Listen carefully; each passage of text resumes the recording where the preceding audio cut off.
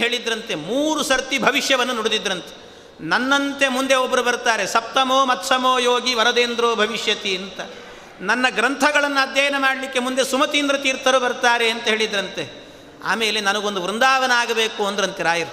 ವೃಂದಾವನ ಆಗಬೇಕು ಅಂದಾಗ ಶಿಷ್ಯರೆಲ್ಲ ಸೇರಿ ಒಂದು ವೃಂದಾವನ ಮಾಡಿಸಿಬಿಟ್ರಂತೆ. ಆಗ ರಾಯರು ಕೇಳಿದರು, ನಾನು ವೃಂದಾವನ ಮಾಡಬೇಕು ಅಂತ ಹೇಳಿದ್ದೆ, ಇದೇ ಕಲ್ಲಲ್ಲಿ ಮಾಡಬೇಕಂತ ಹೇಳಿದ್ನ ಅಂದ್ರಂತೆ. ಅದಕ್ಕೆ ಮತ್ತೆ ಏನು ಮಾಡಬೇಕು ಸ್ವಾಮಿ?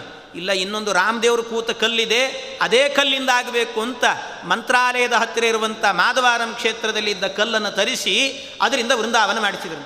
ಅಲ್ಲ, ಮತ್ತು ಒಂದು ವೃಂದಾವನ ಮೊದಲೇ ರೆಡಿ ಆಗಿದೆಯಲ್ಲ, ಅದನ್ನೇನು ಮಾಡಬೇಕು?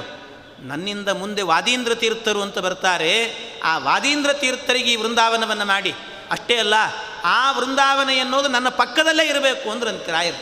ನನ್ನ ಪಕ್ಕದಲ್ಲೇ ಯಾಕಿರಬೇಕು ಅಂದರೆ ಬಹಳ ಜನರಿಗೆ ಗೊತ್ತಿಲ್ಲ. ನಾವು ಪ್ರದಕ್ಷಿಣೆ ಮಾಡುವಾಗ ರಾಯರಲ್ಲಿ ಮಂತ್ರಾಲಯದಲ್ಲಿ ರಾಯರ